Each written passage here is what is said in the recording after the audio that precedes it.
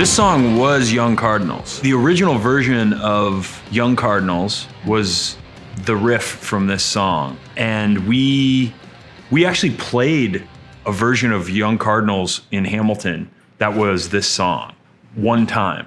And then we scrapped it because we were cowards, because we thought we thought that it was like too much like Caius worship or something like that we were venturing off the path a bit too much. And we were like, this isn't who we are. We should do something different. So fast forward to we're making this record. Alexisonfire has a newfound confidence, and we do whatever the fuck we want now. So we decided to bring this one back and play it, and I think it turned out great, because I always loved it. I loved the fucking rhythm of it, but for some reason, I think there was a moment where we were scared to try and, as those are sacred grounds to cross. Like Stoner Rock is, you know, like it's a world that we weren't quite ready to, and I don't think it really comes off that way in the song, the way it ended up on the record. But when we were playing it the old way, when it was originally Young Cardinals, it was very much just like a rip-in, you know, Queens of the Stone Age-ish, Caius-ish song. Mm-hmm. Yeah. And then, repurposed for the modern Alexisonfire. Thinks about it. You know what? A lot didn't change in the best of ways. You know, we just got into the confident headspace and just rolled with it. It's a simple riff. It's straightforward. Somehow it did sound a little, even though it was the same progression, same notes from a decade ago, the way that we captured it on this recording and Wade's leads over top of it, I think gave it a different shape. And then with the chorus as well. The chorus changed it like considerably in that, and I think that like gave it enough space that it wasn't just. Yeah, I'd say this chorus is most sort of a throwback, reminiscent of Crisis era.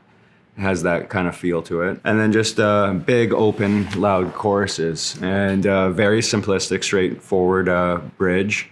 It's not a complicated song, and it's exactly what it should be. But I'm glad that we just didn't, throw it to the dumpster. Because, it was a better part of a decade. We're like, how can we make this riff work? Been jamming it in sound checks. We played it once. Why don't we like it? And I don't know. Maybe we just aged as humans.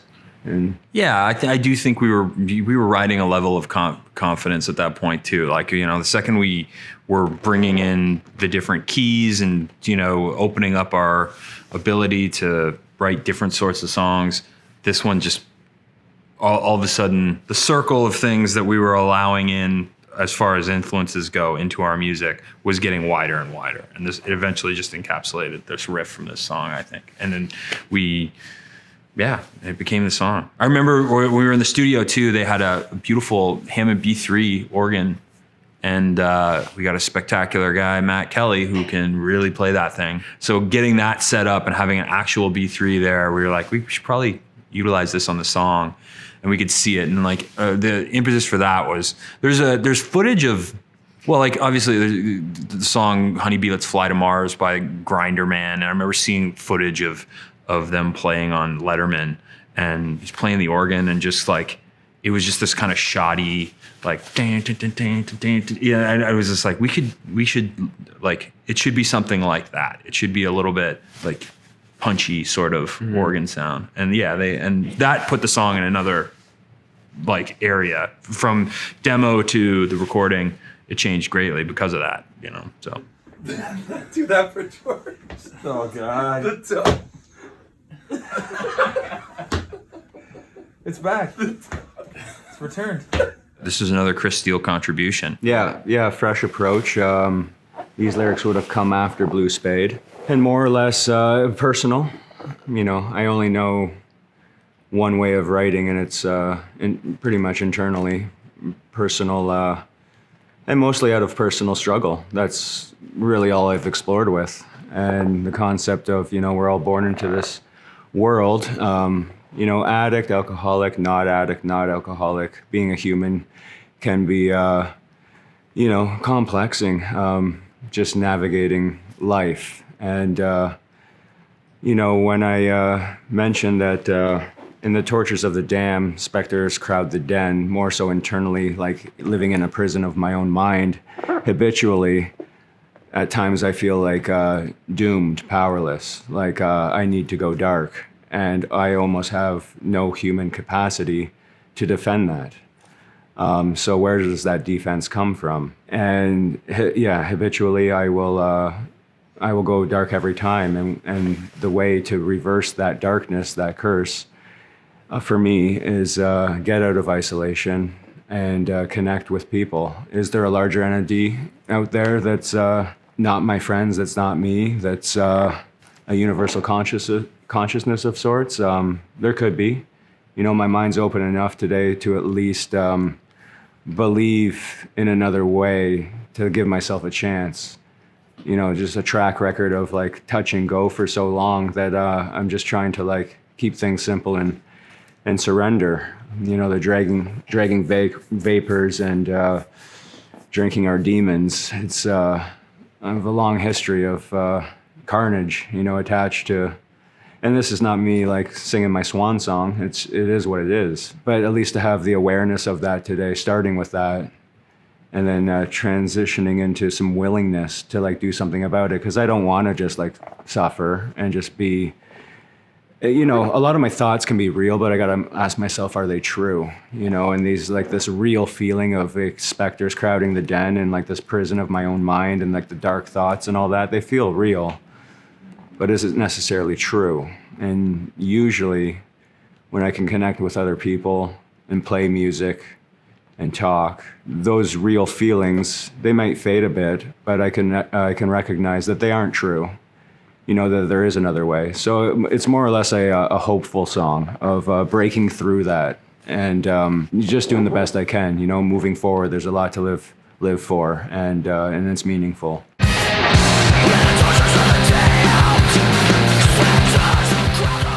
Absolutely. I mean, to have the confidence and courage to see how that shaped with throwing some lyrics into the pit and seeing how that went and feeling proud, you know, to feel that I can like be with my best friends and open up about some vulnerable things in my life, you know. They've seen the worst and they've seen the best, and to feel comfortable to like be open and share sort of manifested into me wanting to explore more with it. And I know we had, everyone's had a lot of time, and during this like 2-year hiatus of sorts, I found myself, it was very therapeutic to sit down there at my kitchen counter, and often nights I would just write. This one happened to stick, but for a good year I was just writing. Perhaps it wasn't all for songwriting, just thoughts and feelings and perhaps poetry and storytelling kind of stuff. But this one happened to stick, and it certainly would have manifested from, I guess the courage from what I got from Blue Spade. It is such a treat having another lyricist in the band as well. Like, especially for this song was difficult for, I think it was difficult for me because we had lyrics to the song already. Back when we were performing it as Old Crows, Young Cardinals, it's hard for me once I have that like hardwired for me to hear it in a different way, and like and having a fresh set of eyes on it in a different sort of, with a different perspective, with a different direction for the song. It was just like, it made perfect sense. We went and polished off all the vocals for the demos in Dallas's basement, and it was the most collaborative we have ever been lyrically. It's a guarded thing, and it's very, I don't know, very naked when you write something and then show it to people, and you feel as though you're sticking your neck out. And in that basement, when we were recording these demos and getting the vocals all lined up, it felt very, very comfortable and very safe, where we could do, there was nothing off the table, and we were collaboratively, you know, exploring each other's ideas and talking about, like, we'd never done that before. We sat down like, what is the song about? What are the lyrics about? We need a line for this. How are we going to think about this? Then now instead of just me in my room doing this thing, second guessing it, whatever, now it's like there's 3 heads. We're here right now. We're looking at the song and figuring out how it's going to work together. And yeah, like that happens so many times throughout the record, where you'd have like a a bridge or a verse or a chorus and there'd be like, okay, I'm not feeling this. We need to figure this out. Or like, how can we make this? How can we say this, but make it a little, make it a little more fit to the cadence of the song and that sort of thing. And this one, yeah, you came with the lyrics for this, and I think we really found, it was great. It's great. We've got like here's another creative mind in the process of lyric writing. And yeah, it's nice to have you here, and it's great that you have the outlet to. I'm glad that you have the outlet to confront some of these things that have been very, very private and very for you for a very, very long time. And I'm proud of you for doing that, because I know as someone who's been writing lyrics for this band for a while, I know that the feeling of sticking your neck out, and I think that this is incredibly earnest songwriting about things that are extremely personal, and I think you did a great job with it. So well, I appreciate hearing that, and I mentioned with the courage from Blue Spade, like, don't get me wrong, like when we went to Dallas's basement, I had the lyrics and sort of the cadence to it, because I knew what I was writing for that time, a very like that specific song, the melody of it, and I was still very apprehensive.